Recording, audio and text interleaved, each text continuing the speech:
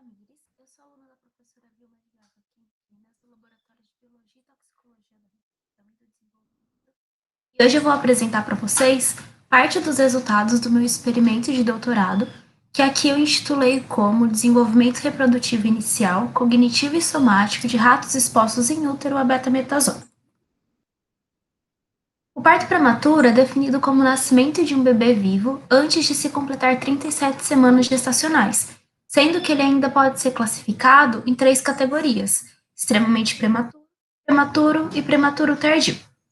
Em 2015, foi estimado que aproximadamente 15 milhões de partos por ano ocorrem de forma prematura, e só no Brasil 280 mil partos ocorrem antes das 37 semanas de gestação.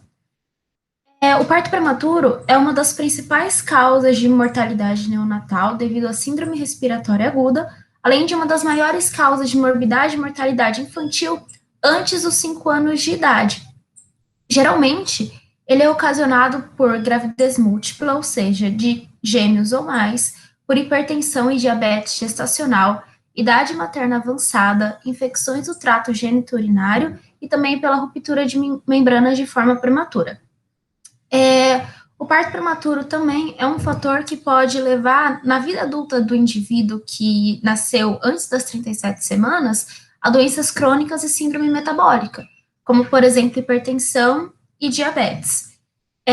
O parto prematuro também ele pode ser induzido tanto de forma natural, quanto de forma cirúrgica ou medicamentosa, de forma realmente induzida.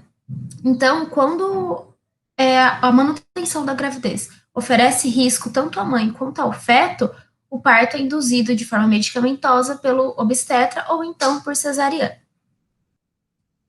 Os glicocorticoides são hormônios esteroides produzidos pela zona fasciculada do córtex da adrenal. Eles estão envolvidos no metabolismo de proteínas, lipídios e carboidratos.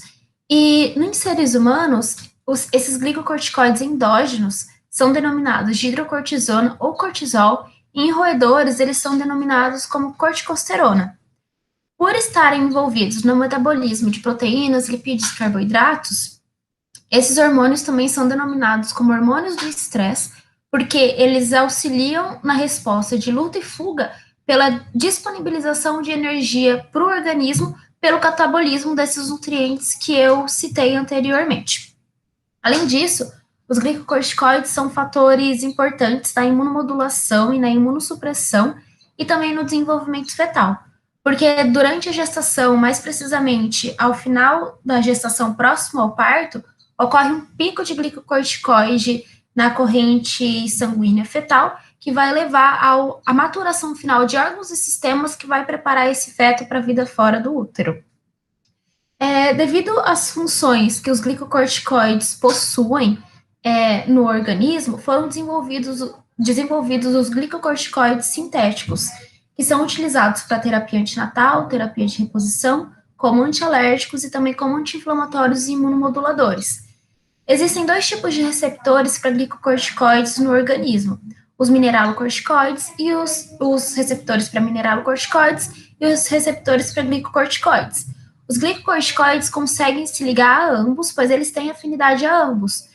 Na indústria farmacêutica, foram desenvolvidas moléculas pela alteração da estrutura química do cortisol que fossem capazes de se ligar apenas aos receptores para glicocorticoides, dessa forma atenuando os efeitos mineralocorticoides que os glicocorticoides possuem. Um dos principais fármacos utilizados atualmente como glicocorticoides sintéticos são a betametasona ou a dexametasona, que são até 25 vezes mais potentes do que os glicocorticoides endógenos. Existem 2 enzimas que estão envolvidas no metabolismo dos glicocorticoides. Essas enzimas são chamadas de 11-beta-hidroxiesteroide desidrogenase do tipo 1 e do tipo 2. A enzima do tipo 1, ela tanto ativa quanto inativa o cortisol. Então, ela vai inativar o cortisol em cortisona e em outros metabólitos e ativar a cortisona em cortisol. E a enzima do tipo 2, que vai inativar o cortisol em cortisona e em outros metabólitos. Durante a maior parte da gestação, A enzima 11-beta-hidroxiesteroide desidrogenase do tipo 2, ela está muito expressa na placenta para proteger o feto da exposição de glicocorticoides que está presente na corrente sanguínea materna. Isso porque, durante boa parte da gestação, o eixo hipotalâmico hipofisário adrenal do feto ainda não está ativo, então a concentração de cortisol na corrente sanguínea materna é muito mais alta. Além disso, caso a mãe seja exposta a algum estímulo estressor, essa enzima vai proteger o feto da superexposição aos glicocorticoides. Porém, próximo ao período do parto, a concentração dessa enzima na placenta diminui, o eixo hipotalâmico hipofisário adrenal do feto é ativado, aumentando então a concentração de cortisol na corrente sanguínea fetal e dessa forma promovendo o gatilho para o desenvolvimento fetal final. Mulheres que correm o risco de parto prematuro, ela não existe esse tempo correto para que o pico de glicocorticoide exista na corrente sanguínea fetal. Então, esse gatilho para o desenvolvimento final dos órgãos, ele acaba não existindo.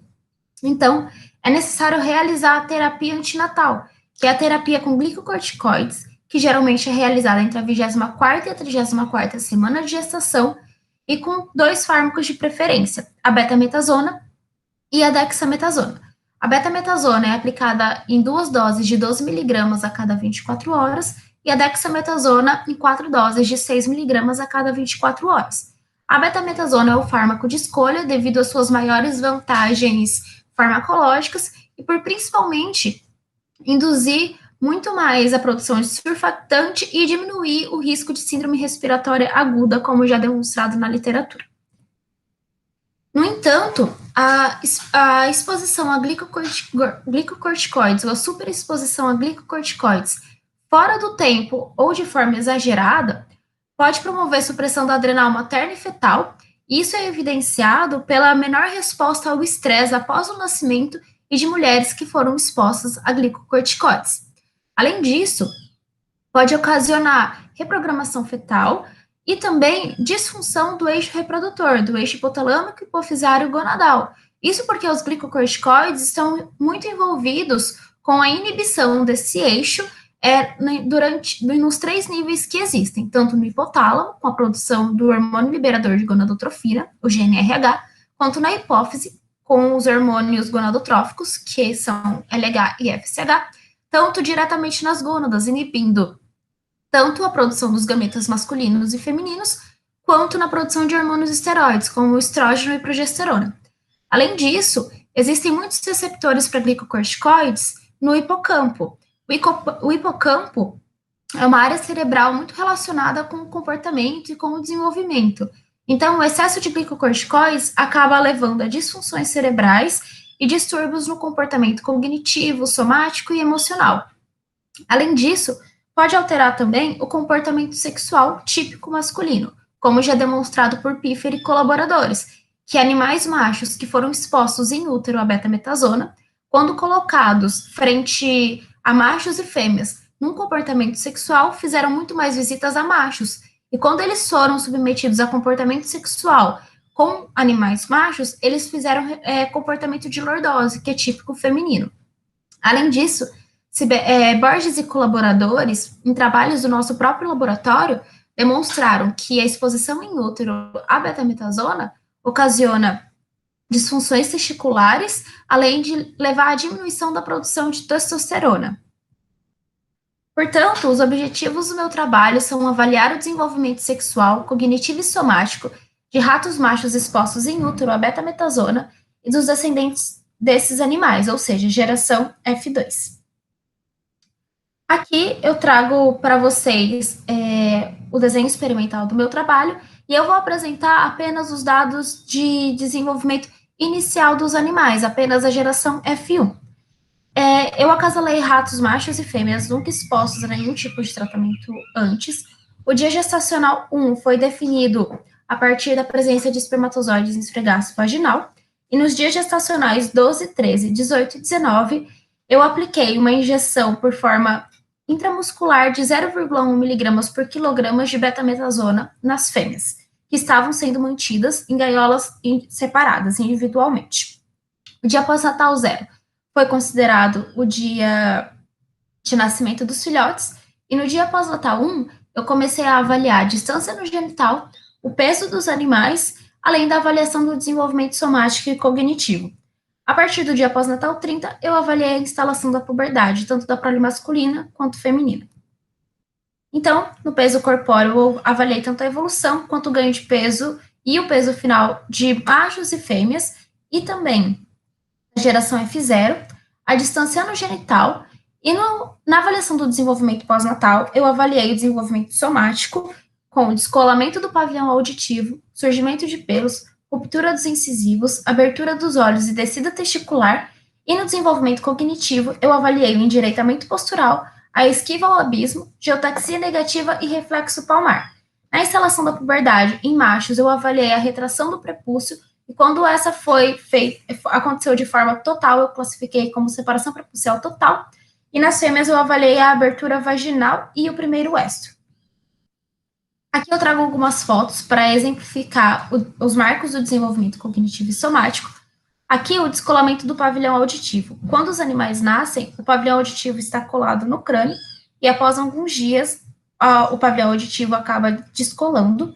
Na geotaxia negativa, o animal é colocado com o focinho voltado para baixo em uma rampa a 40 graus. Então ele tem até 1 minuto para voltar o corpo completamente para cima. Aqui no surgimento dos pelos, eu avalio quando surge uma camada de uma penugem bem fina e acinzentada no animal. E no endireitamento postural, o animal é colocado em decúbito dorsal e ele tem até 30 segundos para virar em decúbito ventral e apoiar as 4 patas na superfície.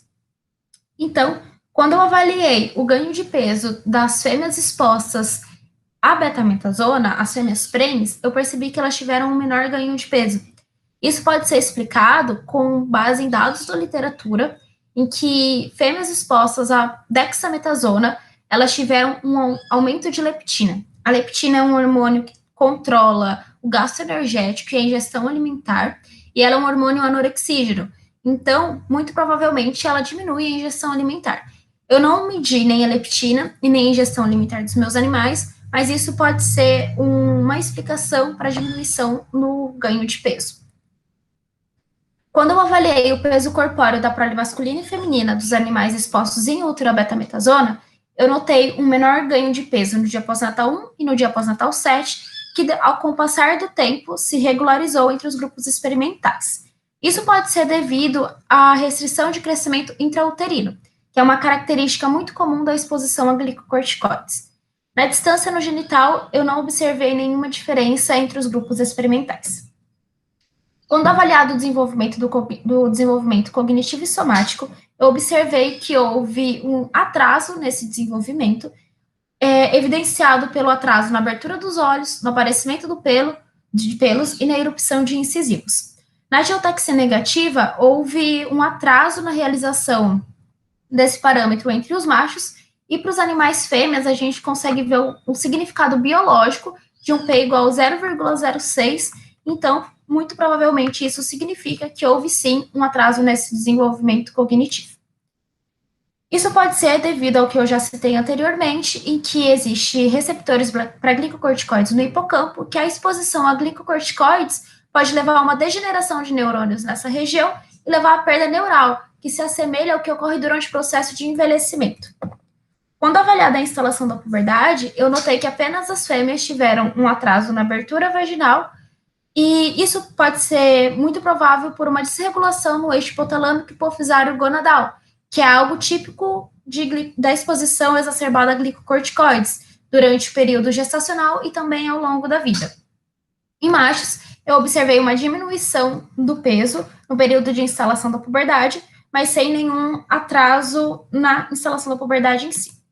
Sabe-se que os glicocorticoides, tanto o excesso quanto a falta, alteram o eixo reprodutor e o eixo hipotalâmico hipofisário adrenal, então é imprescindível a correta concentração de glicocorticoides para o correto funcionamento do sistema reprodutor, para a qualidade espermática, para a correta proliferação de células de Sertoli e para a correta produção hormonal, além do correto crescimento de um feto em útero.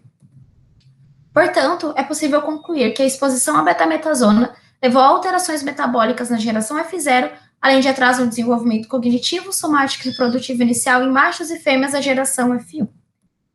Muito obrigada.